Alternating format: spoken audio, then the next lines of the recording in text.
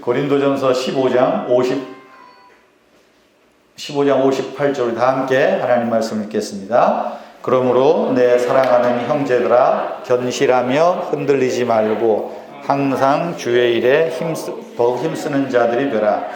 이는 너희 수고가 주 안에서 헛되지 않은 줄 알미라. 아멘. 어떤 마스크는 안경을 끼워도 괜찮고 어떤 거는 막 그러고 그러네요.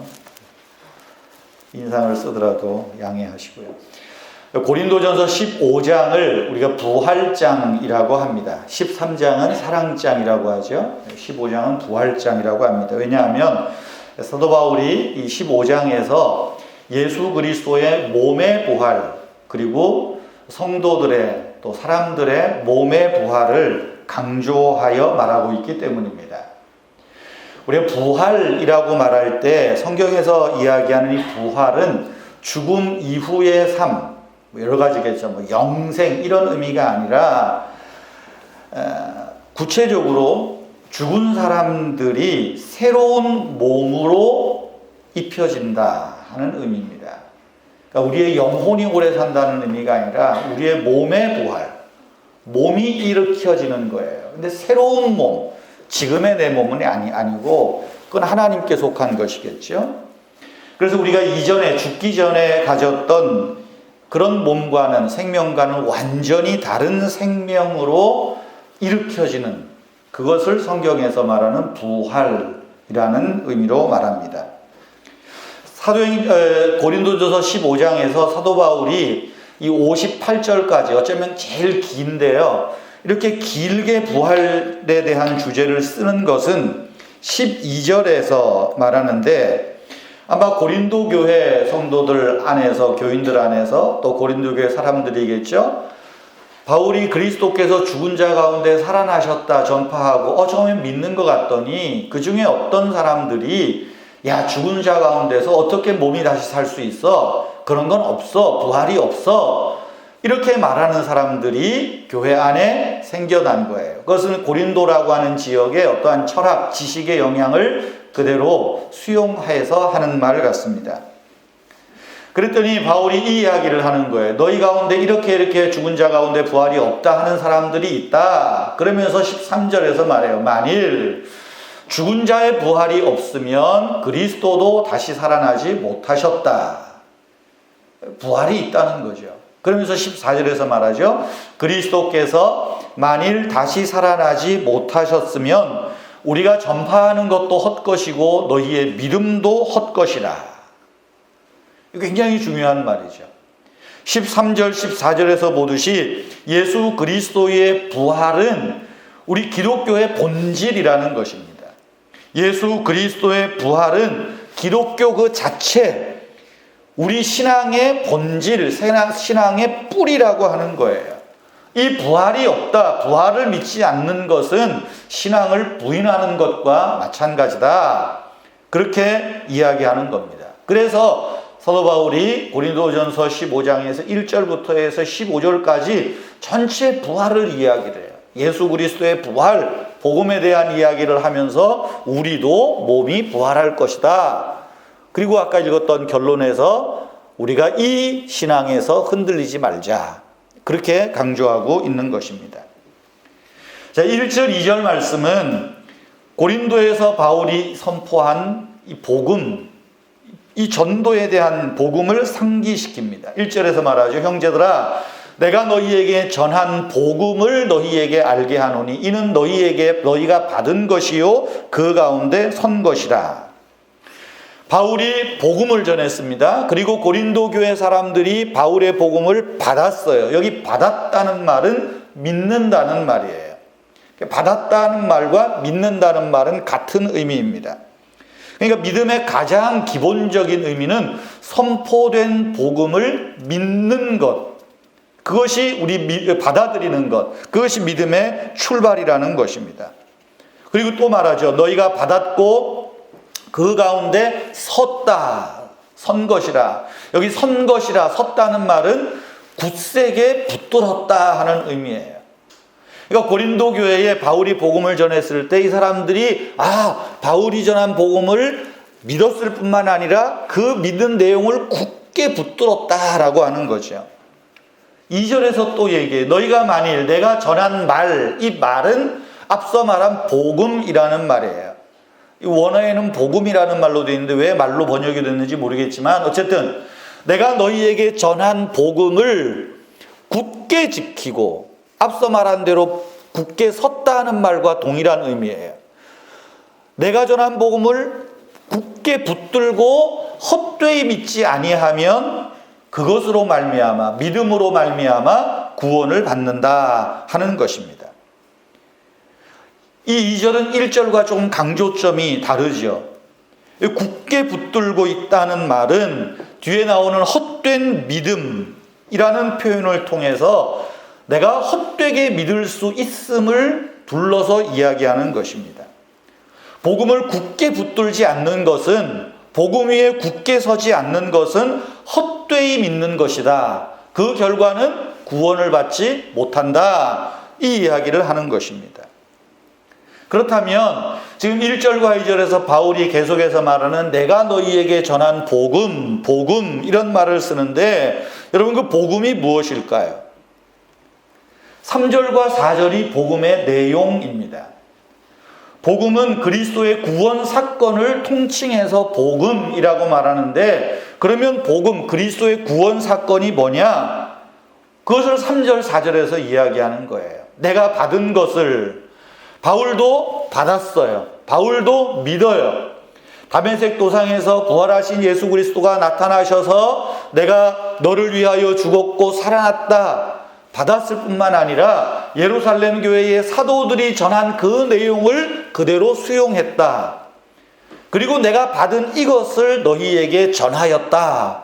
이것이 복음이라는 거예요. 그 복음의 내용이 뭡니까? 3절 중간부터 이는 성경대로 그리스도께서 우리 죄를 위하여 죽으시고 장사 지낸 바 되셨다가 성경대로 다시 살아나사. 우리말 성경은 이렇게 서술식으로 그냥 막 이야기식으로 써놔서 그런데 이 원문을 보면 문장으로 돼 있어요. 제가 빨갛게 쳐놓은 것은 문장으로 돼 있어요. 3개의 문장이에요. 첫째는 성경대로 그리스도가 우리를 위하여 우리 죄들을 위하여 죽었다 하는 내용. 두 번째 똑같은 말이죠. 끊어서 읽는 거예요. 그리스도가 장사되었다. 왜 이 말을 여기다 넣겠어요? 예수 그리스도의 죽음은 확실한 죽음이라는 거예요. 예수가 죽어서 무덤에 장사 치렀다. 확실하게 죽었다. 기절했다는 게 아니에요. 기절하고 선선한 굴 속에 들어가 있다가 정신 차리고 보니까 살았다. 그런 의미가 아니라 장사 지냈다. 이걸 한 번 더 강조하죠. 사흘 만에. 그리스도의 죽음은 확실한 죽음이다. 진짜 죽음이다. 그리고 뒤에 이야기하는 게 뭡니까? 살아났다. 우리말에는 살아났다 그러지만 더 정확하게 말하면 일으켜졌다 하는 말입니다. 하나님이 성경대로 그를 일으켰다.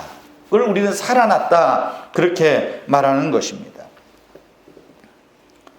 이것이 한마디로 복음이라는 거예요. 복음이란 좋은 소식, 기쁜 소식이라고 말하죠.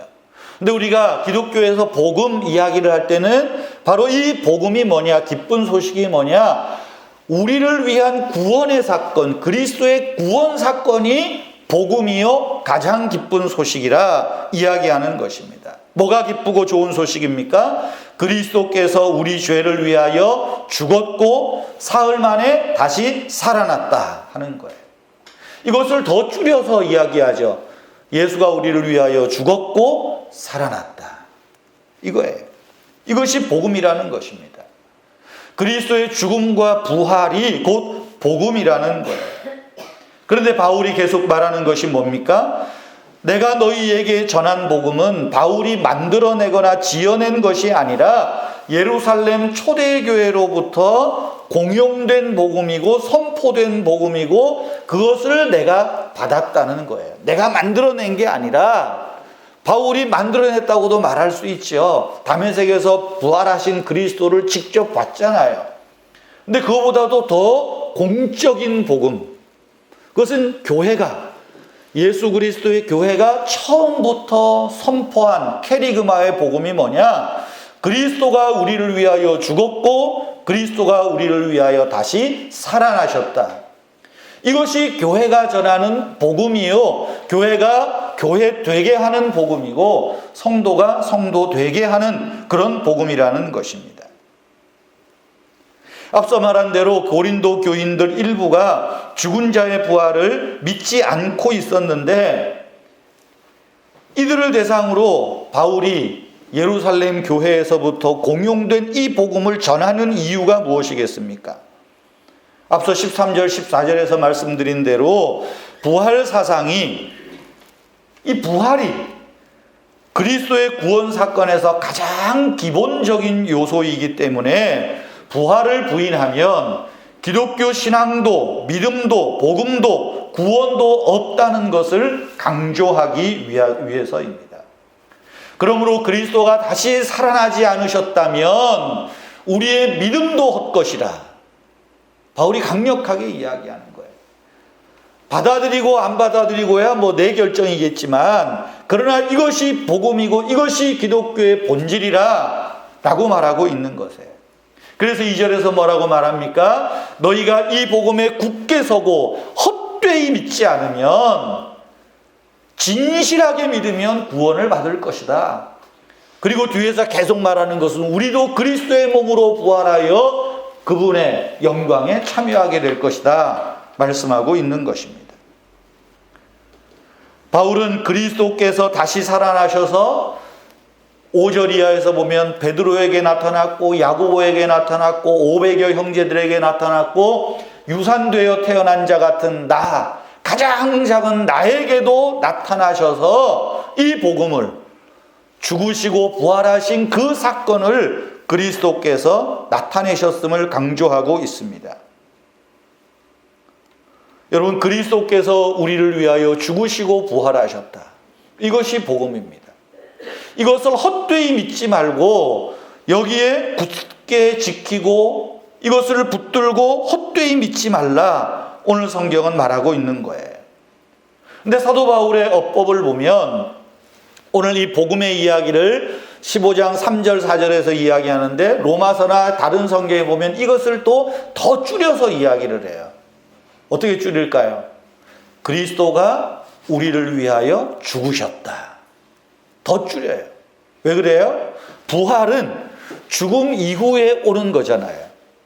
그러니까 부활이 있기 전에 죽음이 먼저라는 거예요. 그런데 그 죽음이 어떤 죽음인가? 우리를 위한 죽음이라. 내 죄를 위한 죽음이요, 우리의 죄들을 위한 죽음이라 말하고 있는 거예요. 로마서 5장 8절에 우리가 아직 죄인 되었을 때에 그리스도께서 우리를 위하여 죽으심으로 하나님께서 우리에게 대한 자기의 사랑을 확증하셨느니라. 이것이 복음이에요. 하나님이 우리를 사랑하셨다. 그 사랑의 구체적인 모습이 뭔가? 하나님이 우리를 구원하셨다. 그 구원의 구체적인 사건이 뭔가? 그리스도께서 우리를 위하여 죽으셨다는 거예요. 그리고 그리스도께서 우리를 위하여 다시 살아나셨다. 이것이 복음이라는 거예요. 이것이 하나님의 사랑이요, 이것이 내가 하나님의 자녀로 거듭나고 하나님 백성으로 살아가는 출발이요, 근본이라 이야기하는 것이죠. 10절에서 또 말하죠. 우리가 죄인 되었을 때에 그리스도께서 우리를 위하여 죽으심으로, 괄호에 있는 게 뭐겠어요? 죄들을 위하여. 여기 3절에 있는 대로 우리가 죄인 되었을 때에 그리스도께서 우리를 위하여 죽으심으로 하나님과 화목하게 되었은즉, 내가 하나님과 화목하게 됐다는 거죠. 화목하게 된 자로서는 더욱 그의 살아나심으로 말미암아 구원을 받으리라. 이것이 복음이요, 이것이 은혜입니다. 은혜는 근본적으로 우리를 위한 하나님의 구원 행위를 말합니다. 그리스도 예수를 통하여 우리에게 주어진 하나님의 사랑, 그것이 이 은혜라는 말이에요. 그래서 은혜의 개념을 말하죠. 자격 없는 죄인들에게 하나님이 거저 주시는 사랑이라. 그것이 은혜라는 거예요. 우리에게 거저 주시는 사랑, 그리스도께서 우리의 죄들을 위하여 죽으셨다. 그리고 살아나셨다. 이것을 믿을 때 우리가 구원을 얻는다. 이 하나님의 사랑, 이것을 이야기하는 겁니다. 여러분을 대신하여서 죽어줄 사람이 있나요? 여러분을 대신해서 죽어줄 사람이 있습니까? 어떤 종교도, 세상의 어떤 위인도, 어떤 철학자도 나를 위하여 죽어주는 곳은 단 한 줄도 없습니다. 부처님도, 모하메드도, 소크라테스도, 요새 테스 형이 유행이더만요. 히포크라테스도 그렇고, 예? 어느 누구도 나를 위하여, 조금의 희생을 할 수 있지만 나를 위하여, 내 죄를 위하여 죽어준 위인, 죽어준 지식인, 죽어준 철학자, 종교인 아무도 없습니다. 그러나 그리스도께서 나를 위하여, 우리를 위하여 죽으셨다. 이것을 헛되이 믿지 말라는 거예요. 이것을 붙드는 것이 우리가 구원 얻는 길이요, 하나님 백성으로 살아가는 출발이라고 말하는 것입니다. 여러분, 우리가 예수를 믿는다는 것은 예수님이 내 죄를 위하여 죽었다는 것을 믿는 것입니다. 내 죄를 위하여 그리스도께서 죽으신 이것이 하나님의 사랑이요 은혜입니다. 우리가 예수를 믿어서 돈을 많이 버는 것 은혜일 수 있어요. 그러나 성경에서 말하는 은혜가 아닙니다. 내가 예수 잘 믿어서 병 안 들고 무병장수할 수 있어요. 그것도 은혜 중에 하나죠. 그러나 그것은 본질적인 은혜에 비교하면 값싼 은혜예요. 여러분, 우리가 하나님께 복을 받아서 건강할 수 있고 좀 땅에서 물질적으로 어려움 없이 잘 살 수 있겠지만은, 그러나 그건 일시적이에요. 일시적이에요. 잘 나가다가도 하루아침에 떨어질 수 있고요. 건강하다가도요, 하루아침에 무너질 수 있고요. 은혜예요. 그러면 내가 부자일 때는 하나님 은혜로 살았다 그러다가 좀 내가 물질의 손해를 보고 가난해졌으면 하나님은 무슨 하나님이야? 그럴 수 있습니까? 그 앞에 이야기했던 은혜는 뭐예요? 아무것도 아니에요. 여러분, 성경에서 말하는 이 본질적인 은혜는 뭐예요? 하나님이 우리를 사랑하셨다는 거예요. 예수 그리스도가 우리의 죄를 위하여 죽으셨다. 이것이 은혜요, 이것이 사랑이요, 이것이 우리 신앙의 근본이라는 것입니다. 그래서 사도 바울은 15장 10절에서 말하죠. 내가 나 된 것은 하나님의 은혜로 된 것이니 내게 주신 은혜가 헛되지 아니하여 내가 모든 사도보다 더 많이 수고하였으나 내가 한 것이 아니요 오직 나와 함께 하신 은혜로다. 내게 주신 은혜, 바울 자신의 죄를 위하여 돌아가신 십자가의 사랑, 십자가의 죽음, 그리고 부활, 그것이 바울을 사도 되게 했고 바울을 바울 되게 했다는 거예요. 바울이 다른 모든 사도보다 더 많은 수고를 감당했습니다. 감옥에 갇히기도 하고 매를 맞기도 하고 얼마나 어려움이 많아요. 야반 도주도 했고요. 참 얼마나 비참한 일들이 많았습니까? 그러나 그것도 은혜라는 거예요. 왜? 하나님이 나를 근본적으로 구원하셔서 하나님 사람 삼으시고 하나님의 백성 삼으신 그 은혜에 비할 바가 없다는 거죠. 그 은혜를 내가 그 어떤 것으로 갚을 수 있겠나? 내가 나 된 것은 오직 하나님 은혜라. 그리스도가 나를 위하여 죽으시고 그리스도가 나를 위하여 살아나신 이 복음의 은혜 때문에 내가 나로 있다라고 말하는 것 아니겠습니까? 그리고 58절에서 이렇게 말합니다. 우리 다 같이 58절 한 번 더 읽겠습니다. 시작. 그러므로 내 사랑하는 형제들아, 견실하며 흔들리지 말고 주의 일에 더욱 힘쓰는 자들이 되라. 이는 너희 수고가 주 안에서 헛되지 않은 줄 알미라. 이 말은 앞서 이야기한 2절 말씀을 좀 더 다른 표현으로 강조하는 이야기입니다. 견실하라는 말, 확고하게 서 있으라는 말이에요. 확고하게 서 있어요. 어디에 확고하게 서 있어요? 복음 위에. 그리스도가 내 죄를 위하여 죽으시고 그리스도가 나를 위하여 살아나셨다. 나를 의롭게 하시기 위하여 살아나셨다. 이 복음 위에 확고하게 서 있으라는 거예요. 그 복음을 확고하게 붙들고 있으라는 거예요. 그것이 믿음이기 때문에. 그래야 흔들리지 않을 수 있어요.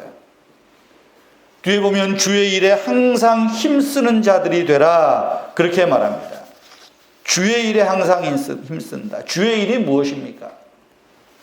우리는 주의 일 하면 그저 교회에서 봉사 열심히 하고 뭐 헌금 열심히 하고 뭐 신방 열심히 하고 이것을 우리는 먼저 주의 일로 떠올려요. 그러나 그건 엄밀하게 말하면 교회 일인지는 몰라도 주의 일은 저 밑이에요. 그건 교회 일이에요. 교회 일과 주의 일을 무시하지 마십시오. 혼동하지 마십시오. 요즘 코로나 때문에 이렇게 모이다가도 또 갑자기 몇백 명 터지면 또 제한받을 거 아니에요. 그러면 각자 가정에서 어떻게 해요? 예배를 드리는지 안 드리는지 모르겠어요. 저는 인터넷으로 예배를 하는지 마는지 나는 열심히 해가지고 뭐 몇 시간을 뭐 편집해서 올려도 보는지 안 보는지 모르지만 어쨌든 가정에서 예배할 거 아니에요. 기독교 TV를 보고 뭐 예배를 하든지 뭐 하든지 할 거 아니에요. 그게 주의 일이에요. 교회 와서 예배 드리면 더 좋죠. 근데 피차 부득이하게 못할 경우에는 어떻게 해요? 여러분들이 내가 복음 위에 서서 내게 이 은혜 주시는 하나님의 사랑을 기억하고 하나님께 예배하고 그러는 거예요. 비대면 예배를 할 때는 어쨌든 우리는 좀 라이브 예배가 좀 어려우니까 여러 뭐 설비상 이제 제가 부득이 이렇게 녹화를 하잖아요. 토요일 날. 그러니까 저도 얼마나 부지런해졌는지 금요일 저녁 토요일 새벽이면 어쨌든 설교를 그래야 이 토요일 오전에 설교를 하고 오후에 편집을 할 거 아니에요. 또 뭐 성경 구절도 넣어드리고 찬송도 넣어드리고 할 거 아니에요. 한 서너 시간 걸리더라고요. 그러니까 주일 설교를 한번 영상으로 하는데 뭐 어쨌든 한 6, 7시간. 근데 요즘은 이제 예배당에서 예배하니까 얼마나 편한지 몰라요. 설교 준비도 금요일 날까지 안 되더라고. 아무리 금요일 날 열심히 하고 토요일 날 조금 쉴까? 그래도 사람이 이게 항상 초를 쳐야 하는가 봐요. 근데 어쨌든 뭐 참 이렇게 편하게 하고 있어요. 여기 주의 일이 뭔가? 주의 일은요, 우리가 예수 잘 믿는 게 주의 일입니다. 주의 일은 내가 복음에 굳게 서 있는 것이 주의 일이에요. 내가 성공했을 때도 실패했을 때도 건강할 때도 병들었을 때도 예수가 나를 위하여 죽으셨고 나의 의롭다 하심을 위하여 살아나셨다. 내가 이것을 믿는다. 때로 흔들릴 수 있어요. 흔들리면 다시 복음으로 돌아와서 내가 예수가 나를 위하여 죽으심을 믿는다. 예수 그리스도를 믿는 것, 하나님을 믿는 것, 이것이 주의 일이라는 거예요. 저의 말이 아니라 예수님의 말씀입니다. 제자들이 묻죠. 어떻게 하는 것이 하나님의 일을 하는 것입니까? 예수님이 대답하십니다. 하나님께서 보내신 자를 믿는 것이 하나님의 일입니다. 근데 오늘날 교회에서 좀 하나님의 일이 변질됐어요. 교회 일을 많이 하는 것이 하나님의 일이라고. 목사가 편하기 위해서는 그렇게 얼마든지 이야기할 수 있어요. 근데 그거는 교회 일인 거예요. 교회를 지탱해 가기 위해서 여러분들의 헌신과 수고가 필요하니까 뭐 그렇게 강조할 수 있어요. 그러나 근본적인 것, 하나님께서 보내신 자 예수 그리스도를 믿는 거예요. 그런데 예수 그리스도가 무엇을 하셨는가? 예수 그리스도가 어떤 일을 하셨는가? 오늘 15장 3절에서 말하죠. 성경대로 그리스도께서 우리 죄들을 위하여 죽으시고 장사 지낸 바 되었다가 사흘 만에 성경대로 다시 살아나셨다. 이것이 복음인 거예요. 우리가 예배 시간마다 사도신경을 고백하지 않습니까? 사도신경은 사도들의 고백이 아니에요. 신앙이 아니에요. 2세기 중반부터 5세기까지 교회가 복음의 전통을 이어가면서 만들어낸 사도적인 신앙이에요. 그래서 교회가 이 사도적인 신앙을 고백하는 교회는 다 형제교회로 봤죠.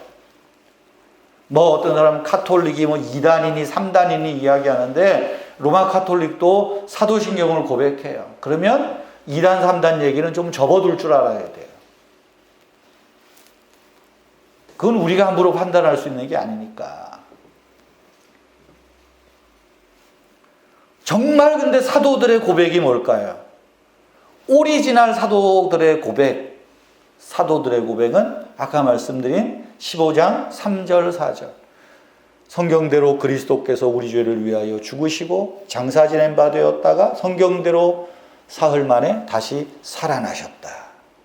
이것이 사도들의 고백이고 이것이 이어져 내려온 거예요. 제가 앞서 화면에는 소개를 드리지 못했는데 그래서 11절에 보시면 바울이 이렇게 말해요. 그러므로 나나 그들이나 다른 사도들이나 이같이 전파하매 너희가 믿었느니라. 교회가 전하는 건 뭘 전하겠어요? 예수 믿으면 병 낫습니다. 예수 믿으면 복 받습니다. 그 부수적인 걸 자꾸만 강조하면 안 돼요. 예수가 전파하는 것은 예수가 우리를 위하여 죽으시고 살아나셨다. 여기에 굳게 서 있는 것이 우리의 신앙의 본질이요 신앙생활이라. 이것을 전파하는 일이라는 것입니다. 사랑하는 성도 여러분, 예수 그리스도께서 우리 죄들을 위하여 죽으셨습니다. 그리고 다시 살아나셨습니다. 이 복음을 굳게 붙드십시다. 이 복음 위에 우리의 몸과 마음과 영혼을 세워가십시다. 내가 좀 잘 나갈 때도 실패해도 실수하고 넘어질 때도 낙심하고 우울하고 답답할 때도 그리스도의 죽음을 붙드십시다. 십자가를 붙드십시다. 오늘 그래서 말하는 것 아니겠어요? 너희가 이 복음을 굳게 지키고 헛되이 믿지 아니하면, 정신줄 놓으면 헛되이 믿을 수 있어요. 복음을 굳게 지키고 헛되이 믿지 마십시다. 진실되이 믿읍시다. 그러면 우리가 구원을 얻을 것입니다. 우리가 새로운 몸으로 부활할 때 하나님의 음부의 심판이 아니라 영원한 주님의 나라에서 주님과 더불어 잔치에 들어가는 그 놀라운 영광을 우리가 누리게 될 것입니다. 저와 여러분이 우리 은혜의 교회가 이 복음 위에 굳게 서고 복음 위에 진실되이 서고 복음을 자랑하는 그런 저와 여러분들 되기를, 우리 은혜의 교회가 되기를 주님의 이름으로 축복합니다. 우리 함께 찬송 151장입니다.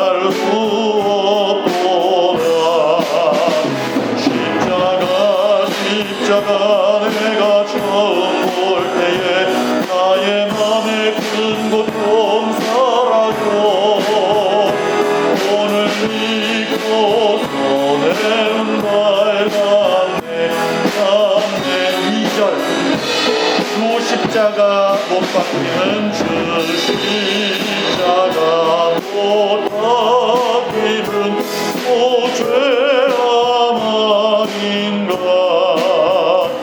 그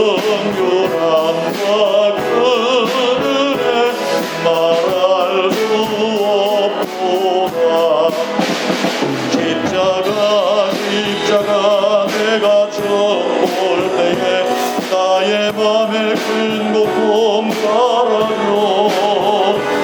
오늘 믿고 전에는 밝았네.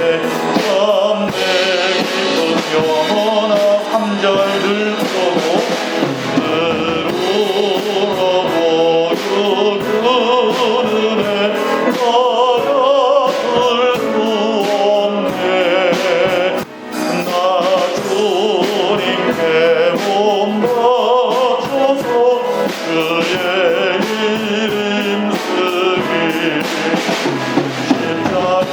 십자가 내가 처음 볼 때에 나의 맘에 큰 고통 사라져. 오늘 믿고 전에는 밝았네. 참 내 기쁨 영원하도다.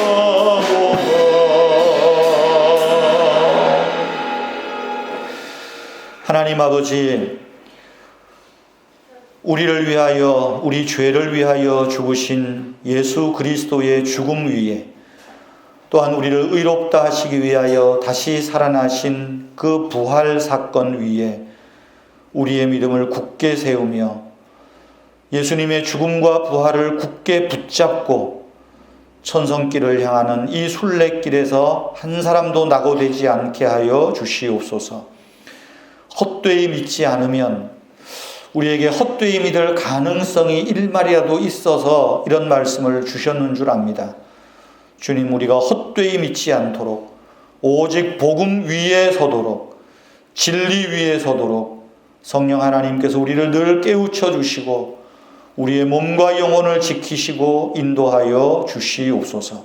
우리 은혜의 교회가 오직 복음, 이 예수 그리스도의 십자가 복음 위에 온전하게 서서 복음을 자랑하고 복음을 증거하는 그런 교회로 세워 주시옵소서. 오늘 하나님 앞에 예배하면서 귀한 물질을 봉헌합니다. 드리는 손길들마다 하나님께서 복을 주시고 가정 위에, 직장 위에, 사업장 위에, 또한 자녀들의 학업 위에, 우리의 모든 가정생활 속에 하나님 아버지 물질로 인하여 눈물 짓지 않게 하시고 물질 때문에 교만하지 않게 하시고 일용할 양식을 주시는 하나님을 신뢰하며 하나님 바라보며 오직 복음 위에 굳건하게 서는 우리 성도님들 되도록 축복하여 주시옵소서. 주 예수 그리스도의 은혜와 하나님 아버지의 크신 사랑과 성령님의 인도하시며 능력 주심이 오늘도 복음을 굳게 붙들고 지켜나가기를 원하는 사랑하는 성도님들과 가정과 주의 몸된 교회 위에 항상 함께 계시기를 축원하옵나이다. 아멘.